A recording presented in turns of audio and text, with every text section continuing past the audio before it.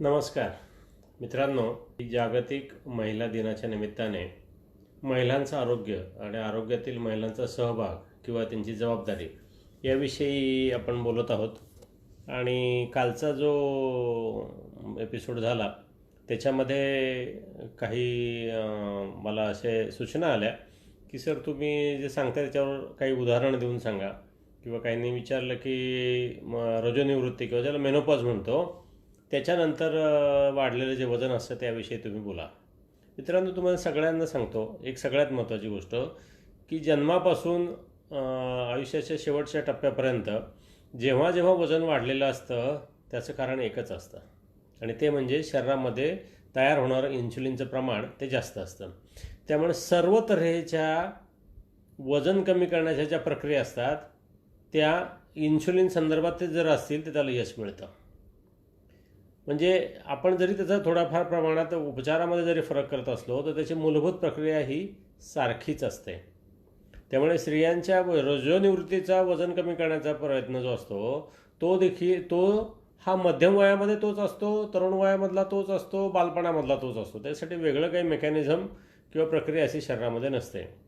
आता त्याच्यानंतर दुसरा एक प्रश्न होता की तुम्ही याच्यासाठी थोडं उदाहरण देऊन जर स्पष्टीकरण दिलं तर ते आम्हाला समजायला सोपं जाईल.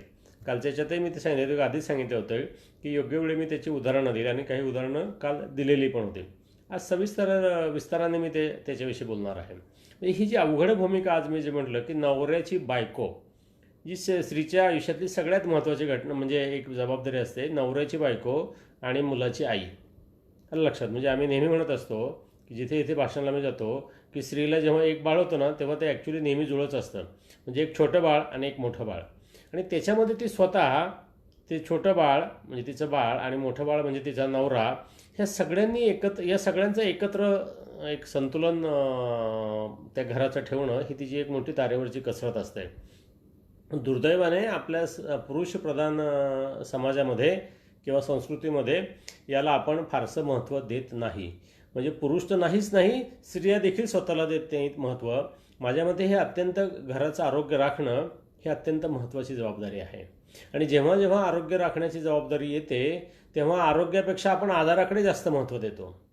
माझ्या मते या आपल्या घरातल्या ज्या महिला आहेत त्या सगळ्यांनी याचं महत्त्व जर समजून घेतलं तर घरातली माणसं आजारी पडण्याचं, म्हणजे तुमचं कोणाचं ट्रॉमा ज्याला म्हणतो किंवा जखम लागणं वगैरे, ॲक्सिडेंट वगैरे हा भाग सोडून द्या, किंवा इन्फेक्शन हा भाग सोडून द्या, पण त्याच्यामध्ये दीर्घकालीन आजार जे असतात ज्याच्यामध्ये ओबेसिटी असते, डायबिटीज असतो, ब्लड प्रेशर असतं, ॲसिडिटी असते, डोकेदुखी असते, हृदयविकार असतो, क्वचित प्रसंगी कॅन्सर असतो, उतार वयामध्ये अल्झायमर्स असतो, डिप्रेशन असतं, या सगळ्या ज्या गोष्टी असतात या सगळ्यामध्ये त्याला एक मेटाबॉलिक रिझन ज्याला म्हणतात की जीवनशैलीशी संदर्भातील आजार, म्हणजे शरीरामध्ये जे जे काही तुमच्या जीवनशैलीमुळे जे बदल होतात त्याच्यामुळे हे आजार तुम्हाला होतात असं नवीन संशोधन सांगतं. आणि जीवनशैलीमधील हे जे बदल आहेत हे आपण सहजगत्या कुठलाही पैसा खर्च न करता काबूत ठेवू शकतो किंवा दुरुस्त करू शकतो. आणि याच्यामध्ये पुरुषांपेक्षा महिलांची जबाबदारी अत्यंत मोठी आहे. स्त्रियांनी जर मनात आणलं किंवा त्या घरातल्या स्त्रीनं जर ठरवलं तर ती अख्ख्या घराचं आरोग्य अबाधित राहू शकते. त्या घराचा औषधावरती होणारा खर्च 80% कमी करू शकते. त्या घराचं हसण्या खिदळण्याचं, निरोगी असण्याचं किंवा डॉक्टरकडे जाण्याचं जे प्रमाण आहे हे 80% कमी होऊ शकतं. आणि ते स्त्रीनं मनात आणलं तर ती सहजगत्या करू शकते. हा सगळा ह्या उपक्रमाचा मूळ उद्देश आहे. म्हणून स्त्रियांवरती फोकस ठेवून मी बोलत आहे. ह्या ज्या गोष्टी आहेत ना की मुलाचं आरोग्य, तिचं स्वतःचं आरोग्य, तिच्या नवऱ्याचं आरोग्य, तिच्या सासू सासऱ्यांचं आरोग्य, तिच्या आईवडिलांचं आरोग्य, हे ती काय निर्णय घेते याच्यावरती महत्त्वाचं असतं.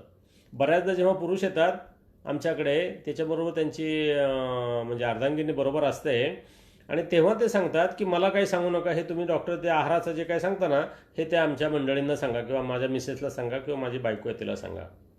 समजा ती बरोबर आली नाही तर तिचा जो नवरा असतो तो माझ्याकडे पेशंट म्हणून आलेला असतो, तो सांगतो की तुम्ही जे काही सांगता ना याच्यातलं मला काही कळत नाही, हा फोन नंबर तुम्ही माझ्या बायकोशी थोडंसं बोललात तर बरं होईल. म्हणजे इतकी ही महत्त्वाची जबाबदारी आहे, इतकं तुमचं काम आहे, तुमचा त्यातला रोल जो आहे हा अत्यंत महत्त्वाचा आहे. आणि तुमच्या सहकार्याशिवाय तुमच्या जबाबदारी जर तुम्ही घेतली नाही तर या घराचं आरोग्य कधीही व्यवस्थित होऊ शकत नाही. मग तिथे डॉक्टर कणसे असो, सल्ला देणारा दुसरा कोणी असो, औषध देणारा तिसरा कोणी असो, कुठलाही स्पेशालिस्ट असो, काहीही असो, जेव्हा याला आपण मेटाबॉलिक डिसऑर्डर्स म्हणतो, या बाबतीमध्ये त्या घरातल्या स्त्रीचं काम हे किंबहुना डॉक्टरपेक्षा जास्त महत्त्वाचं आहे. म्हणून मी विस्ताराने हे बोलतो आहे. हे लक्षात तुम्ही घ्या. म्हणजे त्या स्त्रीने जर आपण ठरवलं तर त्या घरामध्ये कुठले खाद्यपदार्थ यायचे हे ती स्त्री सहज ठरवू शकते. त्याच्यामुळे जे कोणी माझ्याकडे पेशंट आलेले आहेत त्यांना मी नेहमी सांगत असतो किंवा माझ्या आधीच्या फेसबुकच्या कार्यक्रमामध्ये पण मी सांगितलेलं आहे, याच्या संदर्भात आरोग्य जागरवरती जे काही मी लेख लिहिलेले आहेत त्याच्यामधला मतितांश एकच आहे की त्या घरामध्ये तुम्ही चांगलं जर अन्न खाल्लं तर त्या घराचं आरोग्य अबाधित राहू शकतं. आणि चांगलं अन्न म्हणजे त्याची एक साधीसुधी व्याख्या केलेली आहे मी, की शेतातनं येतं ते सगळं खाण्याच्या योग्य असतं, कारखान्यातनं येतं किंवा फॅक्टरीतनं येतं त्यातलं काहीही खाण्याजोगं नसतं. बरोबर की नाही? तर आता एवढं साधं पथ्य जरी आपण पाळलं की शेतातलं आलेलंच खायचं, शेतातनं जे तयार होत नाही ते काहीही खायचं नाही, असा एक तुम्ही निश्चय जर केला तर हा निश्चय केला तर अंमलात आणणारी व्यक्ती कोण? तर नक्की त्या घरातली महिला आहे, हे निर्विवाद आहे.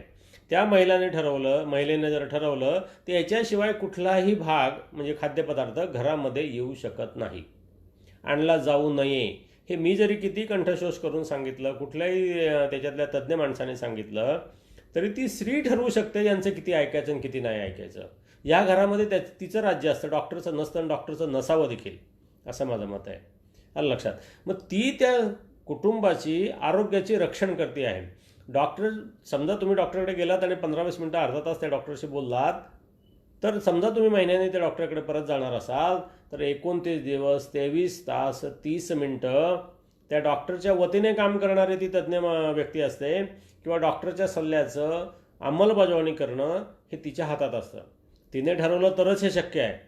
नाहीतर तिने जर नाही ठरवलं, तिला ते पटलं नाही, तिला तुम्ही समजून सांगितलं नाही तर याच्यामध्ये अपयश हे 100% येतं. हे लक्षात घ्या. त्यामुळे महिलांनी या बाबतीत सजग होण्याची, जबाबदारी घेण्याची, स्वतःहून म्हणजे अजून थोडंसं प्रोॲक्टिव्ह ज्याला आपण म्हणतो, उत्साहाने या सगळ्या उपक्रमामध्ये सहभागी होण्याची गरज आहे. याच्यामागे शास्त्र समजून घ्या. तुमचं आरोग्य तुमच्या हातात, हे सहज शक्य आहे. याच्यामध्ये कुठल्याही डॉक्टर कणसे किंवा इतर तज्ज्ञ माणसाची फारशी गरज लागणार नाही. ज्यांना कधी आजार असेल, औषधं असतील, त्यांनी नक्की जवळच्या तज्ज्ञ डॉक्टरचा सल्ला घ्यावा. पण ज्या घरात म्हणजे कुठलाही आजार नाही त्या घरासाठी हे तितकंच महत्त्वाचं आहे. ज्या घरामध्ये आजार आहे त्यांना त्याहून जास्त महत्त्वाचं आहे. ज्यांना कोणाला आजार घरामध्ये येऊ नये असं वाटतं त्यांच्यासाठी अत्यंत महत्त्वाचं आहे. याच्यानंतर समज आणि गैरसमज नावाची एक जी मी व्याख्यानमाला याच्यावरती चालू करणार आहे त्याच्यामध्ये विस्ताराने बोलणारच आहे की आपल्या आरोग्याविषयीचे समज काय काय असतात आणि गैरसमज काय असतात आणि त्याच्यामुळे आपण कशा तऱ्हेने आरोग्य आपलं गमावून बसतो आणि आजाराला जवळ करतो. आता आजच्या मूळ विषयाकडे येऊ आपण, की जेव्हा आपण सांगतो की माझा म्हणजे जेव्हा तो पुरुष येतो की मला असा असा आजार आहे आणि मी त्यांना खाण्याचा सल्ला देतो, तेव्हा त्या आहाराच्या सल्ल्याचं अंमलबजावणी करणं हे त्या स्त्रीच्या हातामध्ये असतं. आता जेव्हा सगळ्यांना माझा सल्ला आहे तो छापलेला आहे माझ्याकडे, मी सगळ्यांना देत असतो, सगळ्यांना सांगितलेलं आहे की 1 नंबरला असतं की तळलेले सगळे पदार्थ बंद करा. ज्याची कारणमीमांसा मी वेळोवेळी दिलेली आहे, त्याच्या खोलामध्ये जात नाही. पण हे नक्की सर्व म्हणजे निरोगी आणि आजारी, लहान आणि मोठ्या, स्त्री आणि पुरुषांसाठी वाईटच आहे. बरोबर? ज्याच्यामध्ये साखर, गूळ, मध घातलेले पदार्थ आहेत ते सर्व आरोग्यासाठी अपायकारक आहेत. अत्यंत शास्त्रीय विधान जबाबदारीने मी करत आहे. याच्यामध्ये कोणालाही काही शास्त्रीयदृष्ट्या ऑब्जेक्शन असेल तर त्यांनी नक्की मला विचारावं, त्याचं निराकरण मी नक्की करेल. लक्षात. मग त्याच्यानंतर प्रश्न येतो की प्रोसेस फूड म्हणजे पॅकेज पदार्थ, हे सगळे अर्थातच कारखान्यात तयार होतात. शेतामध्ये उगवण्यापलीकडे कुठलीही प्रक्रिया होत नाही. लक्षात. म्हणजे ते अन्न तयार करण्याची ही जी प्रक्रिया असते ती शेतामध्ये होते, पण त्याच्यापासून प्रोसेस फूड जे असतं पाकिटामध्ये म्हणजे घालून जे काही पदार्थ येतात ते सगळे कारखान्यामध्ये, फॅक्टरीमध्ये तयार होतात. मी मागे पण एकदा सांगितलेलं या म्हणजे संभाषणाच्या सुरुवातीला की माणूस हा असा एकच निसर्गामध्ये प्राणी आहे की जो स्वतःचं अन्न स्वतः तयार करतो. बाकी निसर्गामध्ये तुम्ही जर पाहिलं तर कुठलाही प्राणी किंवा सजीव हा स्वतःचं अन्न स्वतः तयार करत नाही. मग तुमच्या माहितीसाठी एक सांगतो की निसर्गामध्ये असे 2च घटक आहेत की जे आजारी पडतात, म्हणजे जे विकार ज्याला म्हणतो आपण किंवा व्याधी म्हणतो ते होतात. ते म्हणजे माणूस, कारण तो स्वतःचं अन्न स्वतः तयार करतो, आणि माणसाने पाळलेली पाळीव जनावर, कारण त्यांना देखील विशिष्ट तऱ्हेने खाद्यपदार्थ कारखान्यांमधून, म्हणजे ॲनिमल फूड म्हणून म्हणतात, किंवा प्राण्यांचे जे खाद्यपदार्थ तयार करणाऱ्या कंपन्या आहेत त्यांच्याकडून आलेले खाद्यपदार्थ त्यांना मिळतात. हे लक्षात घ्या. मग आता या स्त्रीने काय करायचं, म्हणजे त्याची नवऱ्याची बायको म्हणून तिची जी भूमिका असते ती अत्यंत गरजेची असते. त्या नवऱ्याच्या चांगल्या आणि वाईट वागण्याचा, सवयीचा हिशोब, खरी माहिती ही नवऱ्या इतकीच तिला जरूर असते. डॉक्टरला फार कमी माहिती असते, अंतस्थ माहिती मी तुम्हाला सांगतो. त्यामुळे तिने जर ठरवलं तर ती खरं तर नवऱ्याला वठणीवर आणू शकते. वाईट सवयींच्या बाबतीत मी तुम्हाला सांगतो की नवरा दारू पित असेल, त्याला तंबाखूचं व्यसन असेल, त्याला काही सिगारेटचं व्यसन असेल, इतर काही दुसऱ्या काही छंदीफंदी असतील, तर यामध्ये तिने कणखर भूमिका घेणं अत्यंत गरजेचं आहे. आणि बऱ्याचदा, म्हणजे मी जेव्हा याच्यानंतर एक सगळ्यात महत्त्वाचं लेक्चर घेणार आहे की माणूस असं खातोच का, म्हणजे जे काही आपण सांगतो ना हे नखड्याचे जे मानसशास्त्रीय कारणं जे आहेत, वैज्ञानिक कारणं, त्याच्यावरशी मी वेगळं बोलणार आहे. पण त्या घरामध्ये त्या स्त्रीने जर ठरवलं आणि कणखरपणे त्याला भावनिक जर साथ दिली तर या सगळ्यापासून, म्हणजे माझं एक व्यसनमुक्ती केंद्र पण आहे, तुमच्या बऱ्याच जणांना माहिती असेल की जेव्हा तिथे व्यसनमुक्तीसाठी लोक येतात तेव्हा आम्ही सगळ्यात पहिलं त्याच्यामध्ये बहुसंख्य म्हणजे 90% पुरुष असतात आणि 10% स्त्रिया असतात. स्त्रिया नसतात असं माझं म्हणणं नाही, पण तेव्हा जेव्हा पुरुष असतात त्या सगळ्यांमध्ये आम्ही त्या महिलेशी जास्त संवाद साधतो, तिची जास्त मदत घेतो, आणि त्या महिलेने मदत केली तर याच्यामध्ये यश जवळजवळ 100% येतं. त्या पुरुषाची भावनिक गरज जी असते ती समजून घेऊन त्यानुसार वागणं हे अत्यंत गरजेचं असतं. व्यसनाविषयी मी फारसं काय बोलणार नाही, त्याच्यामध्ये वेळ लागले तर आपल्या ग्रुपमध्ये जे सायकॅट्रिस्ट असतील किंवा याच्यातले तज्ज्ञ जे असतील ते नक्की बोलतील. मी आहाराविषयी जास्त बोलणार आहे. आता आहारामध्ये काय होतं की त्याची आवड निवड, जेव्हा आम्ही पुरुषाशी बोलतो तेव्हा तो म्हणतो काय करणार, ती जे करून देते ते मला खावं लागतं. म्हणजे बऱ्याचदा काही शाकाहारी असतात, काही मांसाहारी असतात, काही त्याच्यामध्ये आपले वार असतात की सोमवारी खात नाही, गुरुवारी खात नाही, शनिवारी खात नाही, हे असतं, किंवा तिला आवडत नाही, मला आवडत नाही, असे अनेक वेळी याच्यामधून त्या स्त्रीला स्वतःला मार्ग काढायचे असतात. आणि सर्व पुरुषांचं एक म्हणणं असतं की आम्ही काय करणार, आम्हाला जे दिलं जातं ते आम्ही खातो. सुरुवातीला काही अगदीच वाईट रिपोर्ट असतील तर जेव्हा डायबिटीजचा पेशंट येतो तेव्हा आम्ही सांगितलेलं काळजीपूर्वक ती महिला वागते, पण नाही असं म्हणत नाही. पण बऱ्याचदा पुरुषाची हौस पूर्ण करण्यासाठी, पुरुष सांगतो म्हणून काही करण्यासाठी, किंवा लहान मुलं जे सांगतात हट्ट करतात त्याच्यासाठी, प्रतिष्ठेच्या कल्पनापायी, समाजातील काही संकेत असतात त्याच्यापायी त्या स्त्रीला जे खाण्यासाठी अयोग्य आहे असे पदार्थ घरात आणावे लागतात. त्याच्यामध्ये सगळे हे मी शेतीबाहेरचे सगळे खाद्यपदार्थ, कुठला चांगला म्हणून विचारूच नका, सगळे खाण्यासाठी अयोग्य हे नक्की लक्षात घ्या. तर हे जे पदार्थ असतात हे ती आणते. आणि त्याच्यामध्ये बऱ्याचदा अंतस्थ जर आम्ही त्या महिलेला जर विश्वासात घेतलं तर तिलाही खरं तरी संपर्काने आवडलेलं असतं. म्हणजे त्याच्यामध्ये कसं असतं की एक सगळ्या स्त्रियांची एक गोड कल्पना आहे की अत्यंत अशास्त्रीय आहे. त्याचं एक उदाहरणासाठी तुम्हाला सांगतो. सकाळी उठल्यानंतर लिंबू पाणी आणि मध, ज्या कुठल्या सभासदाने मला सांगितलं की तुम्ही उदाहरण द्या म्हणून उदाहरण देतोय, की अत्यंत अशास्त्रीय कल्पना आहे. कोणाचंही वजन मध खाल्ल्याने किंवा पिल्याने कमी होणं शक्य नाही. पण होतं काय की समाजामध्ये ती महिला जेव्हा बाहेर जाते किंवा तिला कुठेतरी व्हॉट्सअपवरती मेसेज येतो किंवा त्यांचा मैत्रिणींचा जो काही व्हॉट्सअपचा ग्रुप असतो किंवा चर्चा होते, त्याच्यामध्ये एक कोणीतरी स्त्री असते जी पाण्यामध्ये सकाळी लिंबू पिऊन त्याच्यामध्ये 2 चमचे मध घेऊन ते घेत असते आणि त्याच्याने वजन कमी होतं असं तिला वाटत असतं. हे अत्यंत अशास्त्रीय. त्याच्याविषयी विस्ताराने आधी मी बोललेलो आहे. किंबहुना ह्या उपक्रमाची सुरुवातच मधेपासून मध या विषयावरती बोलण्यापासून झालेली आहे. आणि मग ते योग्य आहे असं तिला वाटतं आणि ते योग्य आहे, मी करते तर माझ्या नवऱ्याने पण करावं अशी तिची धारणा असते. आणि मग ते दोघंही नवरा बायको नित्यनेमाने चमचमीत 2 सकाळी म्हणजे 2 चमचे ते मध पाण्यामध्ये टाकून लिंबू नित्यनेमाने सेवन करतात. आता याचा काय परिणाम होतो शरीरावरती, तर त्या मध्ये असतं एक तर फ्रक्टोज नावाची साखर असते, ती चवीला जास्त गोड असते. साखरेपेक्षा मध बरी हे मला मान्य आहे, म्हणून तुम्ही मध घ्यावी हे अत्यंत चुकीचं आहे. साखर खाण्याच्या ऐवजी मध खाणं हे चांगलं हे मला मान्य आहे, मी पुन्हा एकदा सांगतो. म्हणून तुम्ही मध खायची आणि त्या मध खाल्ल्याने किंवा पिल्याने तुमचं वजन कमी होईल ही अपेक्षा ठेवायची, हे अत्यंत शास्त्रीय असत्य आहे, हे लक्षात घ्या. पण होतं काय, तिला कोणीतरी सांगतं, त्याचं घरामध्ये अंमलबजावणी म्हणून ती घेते आणि ती घेते म्हणून ती नवऱ्याला पण देते, हे लक्षात घ्या. कोणीतरी सांगतं की साखर वाईट आहे, हे सगळ्यांना जवळजवळ आता कळलेलं आहे, ती सुटत नाही हा भाग नंतरचा. पण त्याच्याबरोबर साखरेच्या ऐवजी गूळ चालतो किंवा गूळ डायबिटीजला चालतो, अत्यंत अशास्त्रीय विधान आहे. हे सगळ्या विधानांवरती नंतर विस्तारानं मी बोलणार आहे, बरोबर की नाही. आणि हे जेव्हा चालतं तेव्हा ती काहीतरी गोष्टी म्हणजे साधारणतः साखरेचा चहा जर आम्ही नाही सांगितलं ती गुळाचा चहा सुरू करते. आता मी त्यांना सांगितलं, विचारतो नेहमी की ताई तुम्हाला साखरेचा चहा नाही सांगितलेला, तिथं दुसरा शब्द आहे की गुळ पण घेऊ नये. नाही, मग काहीतरी गोड पाहिजे आणि साखरेपेक्षा गुळ चांगला, हे वाक्य बरोबर आहे. म्हणून गुळाचा चहा तुमच्या नवऱ्याला डायबिटीस असताना चालेल, हे मात्र असत्य आहे, हे लक्षात घ्या. मग याच्यातलं शास्त्रीय सत्य जाणून घ्या. डॉक्टरांना सगळ्या तुमच्या मनामध्ये जे काही कल्पना असतील त्याच्यातलं तुम्ही डॉक्टरांकडनं तुमच्या जवळच्या डॉक्टरांकडनं शंका निरसन करून घ्या, हे लक्षात घ्या. आणि शंका निरसन झाल्यानंतर त्याची काटेकोरपणे कडक अंमलबजावणी करा, हे मला सांगायचं आहे. आणि मग काल पण मी सांगितलं की जे तुम्हाला खायचं नाही, तुमच्या कुटुंबाच्या आरोग्याच्या आड जे कुठले खाद्यपदार्थ असतात ते तुम्ही घरात आणले नाहीत तर घराचा आरोग्याचा प्रश्न तिथेच 60-70% सुटतो. आता आपण खातो का, त्याचा एक मी पुढच्या याच्यात विस्ताराने बोलणार आहे. त्याचं एक सगळ्यात महत्त्वाचं कारण सांगतो की तुम्ही घरात आणू नका. याच्यामागे शास्त्रीय सत्य काय असतं की समजा तुम्ही घरात सगळेजण बसलेले आहात आणि कुणीतरी फ्रीज उघडतं आणि त्याच्यामध्ये तुम्हाला आईस्क्रीम दिसतं. तुम्ही आईस्क्रीम खाण्यासाठी एक वेळ फारसं बाहेर जाणार नाही, पण घरात जर आईस्क्रीम असेल तर ते दिसलं की तुम्हाला खाल्ल्याशिवाय राहणार नाही. हा मानवी स्वभाव आहे. त्याच्यामध्ये साखरेचे काही गुणधर्म आहेत, त्याच्याविषयी मी शास्त्रीय बाबतीत हे करेल. पण आपण दिसलं तर खातो, असलं तर खातो, पण खाण्यासाठी शक्यतो बाहेर जात नाही. जेव्हा बाहेर जातो तेव्हा समोर दिसलं तर आपण आईस्क्रीम खातो, हे लक्षात घ्या.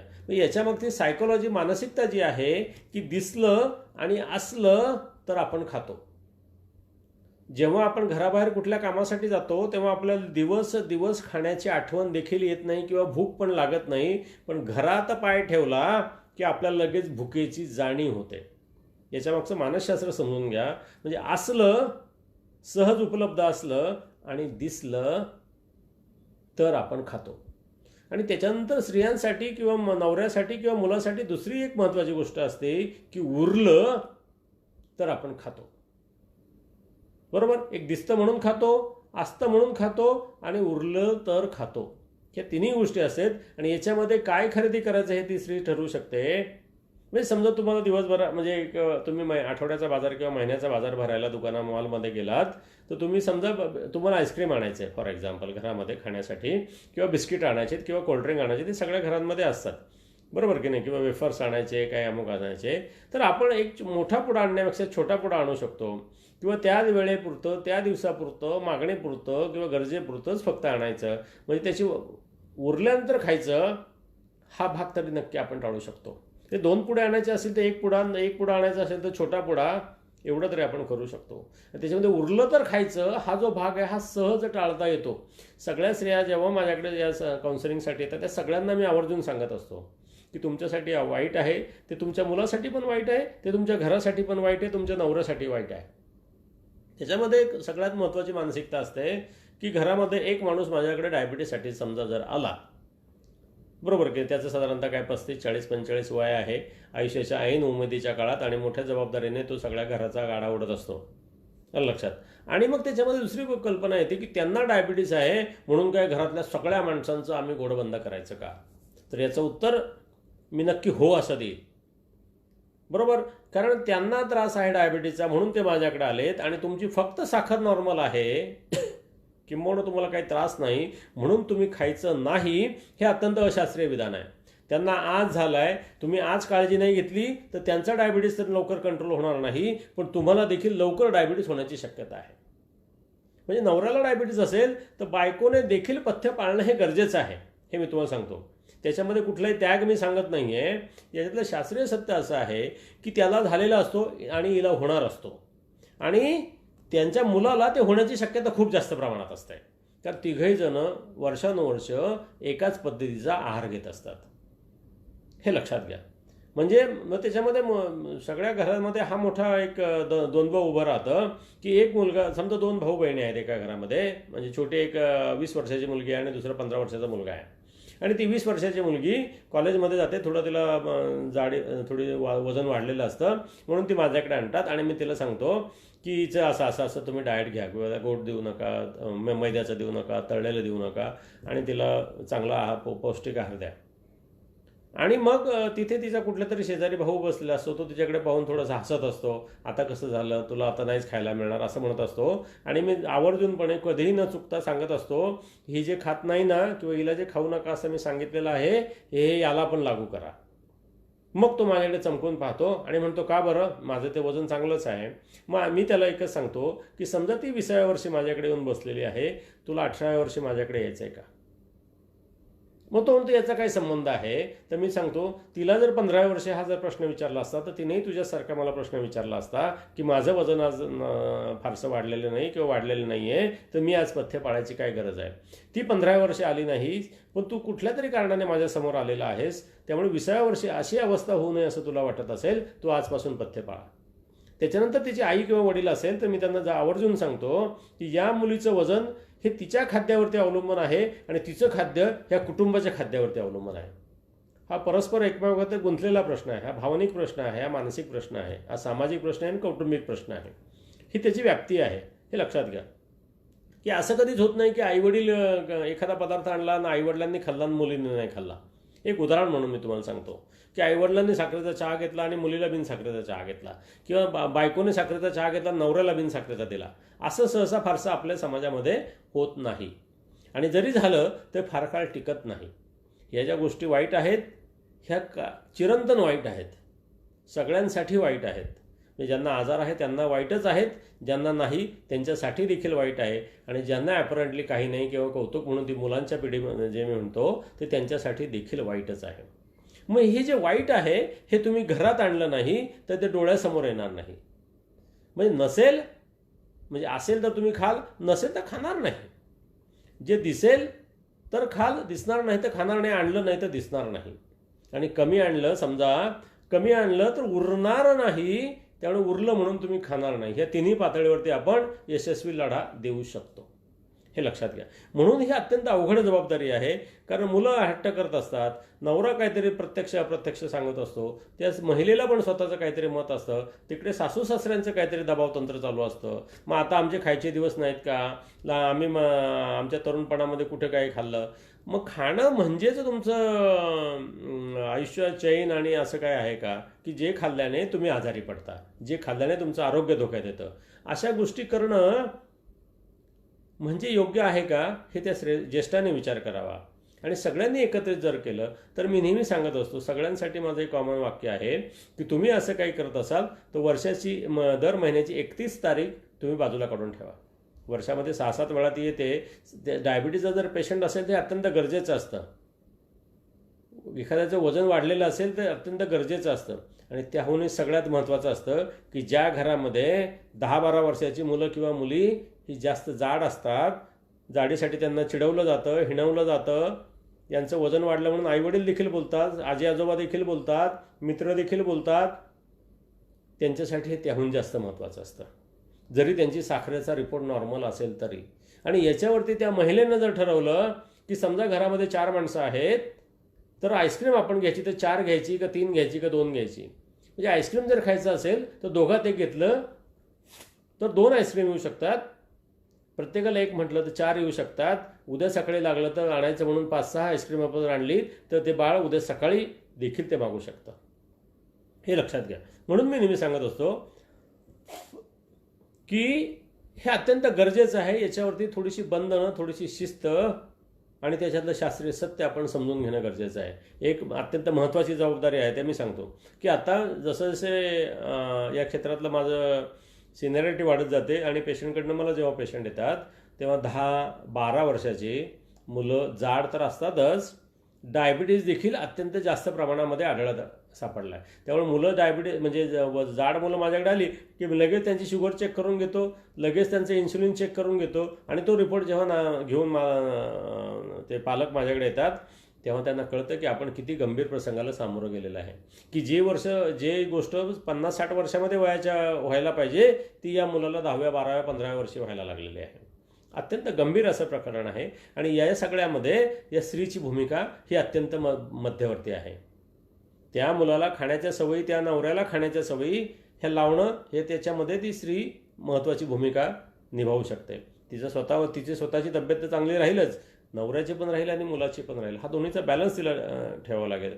त्या दोघांना व्यायामाची सवय नसेल तर काल मी तेव्हा सांगितलं की आपण स्वतः उत्तम उदाहरण म्हणून त्यांच्यासमोर गेलं पाहिजे, की नवऱ्याला पण म्हणायचं चल आपण सकाळी फिरायला तरी जाऊ, आणि पोराला पण म्हणायचं संध्याकाळी शाळेत आलंय आता खेळायला बाहेर जा. त्या मुलाला जर आपण अशा तऱ्हेने एंगेज केलं, नाहीतर आपणच जर मोबाईलवरती बसलो, आपणच जर टी व्हीवरती बसलो, आपणच जर सारखे सकाळी उठून चहाबरोबर खारी टोस्ट आणि सकाळी उठून मध आणि पाणी घेत बसलो, संध्याकाळी आल्या नवरा जर ऑफिसमधून आल्यानंतर चहा ग्लुकोजची बिस्किटं खात बसला, चिवडा आण म्हणून बसला, वडापाव घेऊन आला, समोसे घेऊन आले, तर त्या कुटुंबाचं अख्ख्या सगळ्यांचं आरोग्य धोक्यात येतं, मी तुम्हाला सांगतो. आणि हे सहज टाळता येणाऱ्या गोष्टी आहेत. आणि हे टाळणं ही आपली जबाबदारी आहे. समजा नवऱ्याला डायबिटीज झाला असेल तर तुम्हाला डायबिटीस नाही म्हणून तुम्ही त्याला जे पथ्य सांगितलेले ते करायचं नाही, हे अत्यंत चुकीचं आहे. कारण त्याला समजा 35व्या वर्षी झाला असेल, तुम्हाला 32व्या वर्षी होईल, मुलाला 22व्या वर्षी होईल. नवऱ्याला जर 30व्या वर्षी झाला असेल त्याच्या अगोदर 5 वर्ष तुम्हाला होईल वयाच्या, आणि मुलाला त्याच्या अगोदर 15 वर्ष होईल. अशा तऱ्हेनेच ही समाजाची मार्गक्रमण चालू आहे, की हा प्रोसेस फूड हा जो आहे हा आपला आरोग्याचा सगळ्यात मोठा राक्षस आहे, हे लक्षात घ्या. आणि त्याच्यापासून आपण जर आरोग्य सांभाळायचं असेल तर ते स्त्री हा त्या सगळ्या आरोग्य यंत्रणेचा कणा असली पाहिजे. तिला त्याच्यातल्या सर्व बाबींची शास्त्रीय दृष्टिकोनातून जाणीव असली पाहिजे. आता ही शास्त्रीय दृष्टिकोनातून जाणीव असण्याची गरज मी अशा तऱ्हेने सांगतो की आपल्याकडे व्हॉट्सॲप नावाचा हा जो प्रकार आहे त्याने अक्षरशः धुमाकूळ घातलेला आहे, की आम्ही सांगतो की ताई हे साखर तर वाईटच आहे, गुळही फारसा चांगला नाही आणि मधही फारशी चांगली नाही. साखरेपेक्षा गुळ हे बरोबर आहे आणि गुळापेक्षा मध हे बरोबर आहे, पण म्हणून तुम्ही साखरेऐवजी मध किंवा गुळ खायचा, हे अत्यंत चुकीचं विधान आहे. आणि खायचं असेल तर रोजच्या रोज खायचं, हे त्याहून चुकीचं विधान आहे. आणि ते खाल्ल्याने आपल्याला काही बिघडत नाही, हा अत्यंत मोठा गैरसमज आहे. बरोबर. तर याच्यामध्ये ते नवऱ्याचं मन राखणं हा महत्त्वाचा भाग असतो. आणि त्याच्यामध्ये योग्य आणि अयोग्य दृष्टीने त्याचं मन राखायचं हे तुम्ही नक्की ठरवू शकता. ही अत्यंत अवघड भूमिका आहे. आपली पितृसत्ताक पुरुष किंवा पुरुष प्रधान संस्कृती आहे, त्याच्यामध्ये स्त्रीला याच्यामधल्या मर्यादा आहेत याची पण मला जाणीव आहे. पण ह्या मर्यादा सांभाळून किंवा किंबहुना ह्या मर्यादा ओलांडून त्या स्त्रीने कुटुंबाच्या आरोग्याची धुरा आपल्या हातात घेतली पाहिजे. आणि तिने जर ठरवलं त्या कुटुंबाचं आरोग्य ठीक राहू शकतं, किंवा तिने जर लक्ष दिलं नाही तर ह्या सगळ्या कुटुंबाचं आरोग्य याची धुळधाण होऊ शकते. हे मला महत्त्वाचं सांगणं. या जागतिक महिला दिनाच्या निमित्ताने मी तुम्हाला एकच सांगेन, तुम्ही ज्या घरात ज्या पदावरती महिला म्हणून आहात त्या पदावरती त्या घरामध्ये त्या घराचं आरोग्य सांभाळण्याची जबाबदारी तुमची प्रामुख्याने आहे. आजही सुसंस्कृत समाजामध्ये सुसंस्कृत घरामध्ये स्त्रीला मानाचं स्थान आहेच आहे. तुम्ही त्या मानाच्या स्थानाचा त्या कुटुंबाच्या भविष्यासाठी उज्ज्वलतेसाठी वापर करावा, एवढंच माझं म्हणणं आहे. आणि ते शास्त्रीय ज्ञानावरती आधारित असावं. आपण जे काय करतो ते का करतो हे तिला कळलं तर दुसऱ्या दिवशी व्हॉट्सॲपवरती कितीही मेसेज येऊ द्या, ती त्याच्यापासून हलणार नाही. नाहीतर आम्ही नेहमी विचारतो की मावशी तुम्ही तुमच्या नवऱ्याला सकाळी गुळाचा चहा का देतात, तर ती म्हणते नाही साखरेपेक्षा गुळ बरा. म्हटलं म्हणून तुम्ही डायबिटीच्या पेशंटला द्यायचा नाही, म्हणे मग त्याच्या साखर नसते. म्हटलं तुम्हाला कोणी सांगितलं, नाही असंच कोणीतरी सांगितलं. मग हे असंच कोण आहे तर तिला नक्की नाव माहीत नसतं. त्याचं खरं तर कंसातलं किंवा अध्यारोध उत्तर असं असतं की मी व्हॉट्सॲपवरती हे वाचलेलं आहे. हे अत्यंत अशास्त्रीय गोष्टी असतात लक्षात. त्यामुळे त्या घरातली माणसं काय खातात, कधी खातात आणि किती खातात, काय खातात, कधी खातात आणि किती खातात याच्यावरती स्त्रियांचं माझ्या मते 90% घरांमध्ये कंट्रोलिंग अथॉरिटी त्याच्यामधली जी असते ती महिला असते. आणि तुमचा आहार हे तुमच्या आरोग्याचं फार मोठं दर्शक आहे. म्हणजे तुमचा आहार नीट असेल तुमचं आरोग्य बऱ्यापैकी चांगलं असतं, हे लक्षात घ्या. त्याच्यामुळे ती जबाबदारी तुम्ही सोडून चालणारच नाही. तुमच्या ज्या शंका असतील तुम्ही तुमच्या नक्की डॉक्टरांना विचारा, पण त्याच्यापासून तुम्ही लांब पळू नका.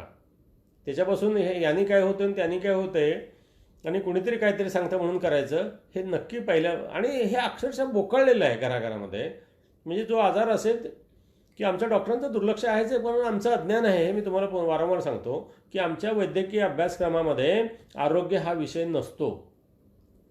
आम्ही कोणी कितीही तज्ज्ञ किंवा सिनियर असू द्या, आम्हाला ते शिकवलेलं नसतं. किंवा त्याचं आम्हाला कसल्याही प्रश्नासाठी तुम्ही जर आलात तर त्याच्यावरती औषध हेच उत्तर आमच्याकडे असतं, आलं लक्षात. पण आपण जर चांगली आरोग्यशैली जीवनशैली जर अवलंबली तर आपल्या जीवनशैलीतील म्हणजे होणारे जे आजार किंवा व्याधी असतात त्याच्यामध्ये औषधाची गरज लागण्याचं प्रमाण हे 70 ते 80% कमी होतं.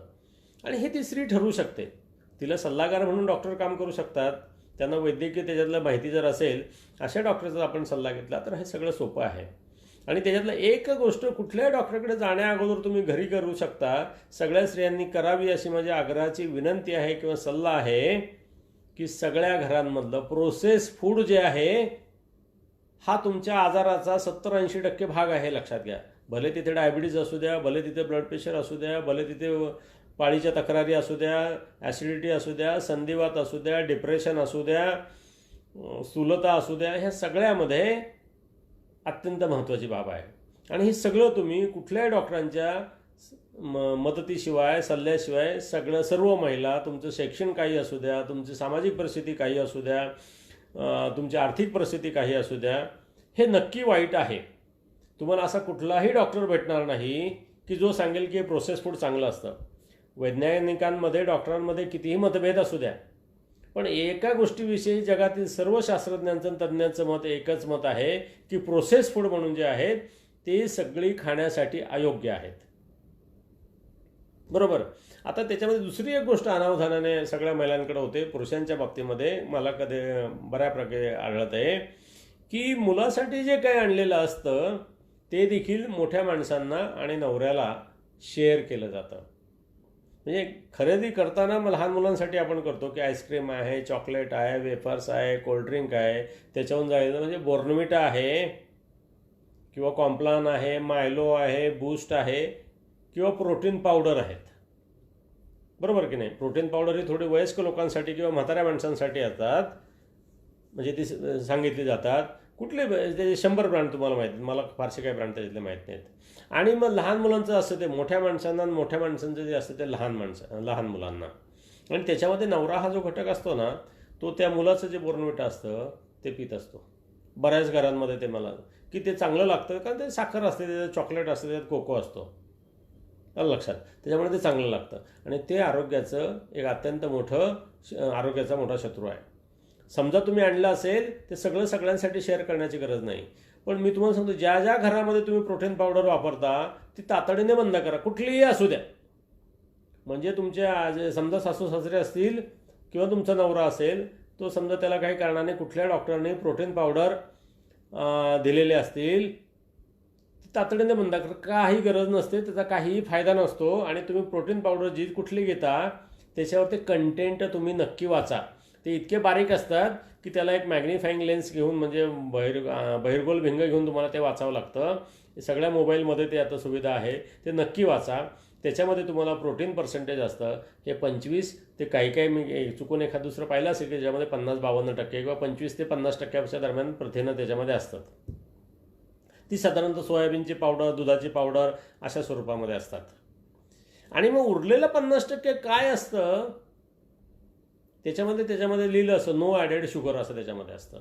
आणि ते चवीला गोडही लागत नाही बऱ्याचदा, किंवा थोडंसं गोड लागतं. मग त्याच्यामध्ये आता कोणीतरी माझे घोलप म्हणून एक विद्यार्थीने तिने आता प्रश्न विचारलेला दिसतोय की शुगर फ्रीचं काय. त्याच्याविषयीच मी हे घेतलेलं आहे की शुगर फ्री हे देखील खाण्यासाठी चुकीचा पदार्थ आहे, म्हणजे अयोग्य पदार्थ आहे. तो कोणीही घेऊ नये, त्याला लक्षात. त्याचे काही विशिष्ट इंडिकेशन असतात, विशिष्ट कंडिशन असतात, त्याच्यामध्ये आम्ही देतो. पण सरसकट शुगर फ्रीमध्ये शुगर नसते हे जरी मला मान्य असलं म्हणून तो खाण्यासाठी योग्य आहे, हे चुकीचं विधान आहे.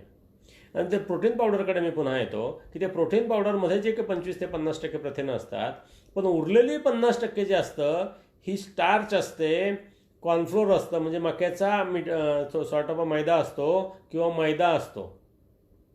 लक्षात. आणि तो साखरे इतकाच किंबहुना साखरेपेक्षा डबल वाईट असतो, हे लक्षात घ्या. त्यामुळे ज्या कोणाला प्रोटीन पावडर दिलेली आहे, कुठल्याही डॉक्टरने कुठल्याही कारणासाठी देऊ द्या, ती खाण्यासाठी अयोग्य आहे. लक्षात. म्हणजे तुम्हाला डायबिटीज असेल तर ते तुमच्यासाठी योग्य नाही. जर तुम्हाला वजन वाढलेलं असेल तर त्यासाठी ते अयोग्य आहे. जर तुम्हाला दुसरा काही त्रास आणि तुम्ही प्रोटीन कमी खाता म्हणून दिलं असेल तरीही ते वाईटच आहे. तुम्हाला प्रोटीन खायचं आहे ना, मग पनीर घ्या की, दूध घ्या, दही घ्या, काय अडचण आहे. जी मांसाहारी आहे ते अंडी खा, सोपं आहे, स्वस्त आहे. प्रोटीन पावडरपेक्षा नक्की स्वस्त आहे. प्रोटीन पावडरपेक्षा 10 पटीने चांगलं आहे. मग ही प्रोटीन पावडर कशासाठी? डॉक्टर जे आहेत मला त्यांनाही विनंती करायची की औषधाच्या पलीकडे जाऊन तुम्ही यांचा विचार करा की औषधाशिवाय आपण यांना काय देऊ शकतो, औषधाची खरंच गरज आहे का, हे नक्की लक्षात घ्या. आणि ह्या ज्या महिला आहेत, आपण आपल्या नवऱ्याला प्रोटीन देणं गरजेचं आहे म्हणून कुठल्याही डॉक्टरच्या सल्ल्याशिवाय दुकानात जाऊन OTC म्हणजे ओव्हर द काउंटर अशा तऱ्हेने प्रॉडक्ट जे असतात त्याच्यामध्ये प्रोटीन पावडरचा खप हा मोठ्या प्रमाणामध्ये असतो, हे लक्षात घ्या. म्हणून ही अत्यंत अवघड जबाबदारी आहे. आपल्याला नवऱ्यावरती प्रेम तर असतं, ते करायचं असतं, दाखवायचं असतं. आणि आपण काळजीपोटी एखादा अशास्त्रीयता निर्णय घेत नाही ना, हे अत्यंत महत्त्वाचं असतं. त्याची आपण शहानिशा करणं गरजेचं असतं, बरोबर. त्याच्यामुळे एकतर हे प्रोसेस फूड आणायचे नाहीत, आणले तर कमीत कमी आणायचे, लगेच म्हणजे एका वेळेस खाण्यापुरते लागतील तेवढेच आणायचे, जेव्हा लागतील तेव्हाच आणायचे. आणून त्याचा स्टॉक करून ठेवायचा नाही, कारण आपलं नसलं तर आपण खात नाही, दिसलं नाही तर आपली खाण्याची इच्छा होत नाही. त्यामुळे उरलं तर खाण्याचा प्रश्न घरामध्ये होत नाही, हे अत्यंत गरजेचं आहे. आणि जर तुम्ही त्यांच्या व्यायामाला जर साथ दिली, व्यायामाला सुरुवातीला कंपल्शन घेतलं, तुम्ही त्याच्याबरोबर जर गेलात तर नवऱ्याला पण आवडेल, तुम्हाला पण आवडेल, तुमच्या कुटुंबाचं आरोग्य अजून सुरक्षित राहील. उद्या मी येऊन महत्त्वाच्या बाबतीत बोलणार आहे की कॅल्शियम, हाडांची झीज, सांधे या संदर्भामध्ये स्त्रियांच्या आरोग्याविषयी बोलणार आहे. आणि तो अत्यंत महत्त्वाचा भाग आहे. त्याच्यात अक्षरशः हे जसं मी प्रोसेस फूड सांगितलं तिथेही कॅल्शियमच्या बाबतीत अशाच तऱ्हेची यंत्रणा उभी राहिलेली आहे. जाणीवपूर्वक जाहिरातीच्या माध्यमातून ती तुमच्या अज्ञानावरती आधारित ही यंत्रणा उभी राहिली. त्याच्याविषयी मी उद्या बोलणार आहे. मागे एकदा बोललेलो आहे, पण ह्या महिलांच्या आरोग्याशी संबंधित आहे म्हणून उद्या याच्यावरती थोडं विस्ताराने बोलणार आहे. नक्की तुमचे काही प्रश्न असतील तर त्याच्यावरती टाका. मग त्या प्रश्नावरती आधारित मला थोडंसं माझं भाषण जे आहे ते त्याच्यावरती आधारित करता येईल की जेणेकरून तुमच्या शंका निरसन केल्या जातील. धन्यवाद.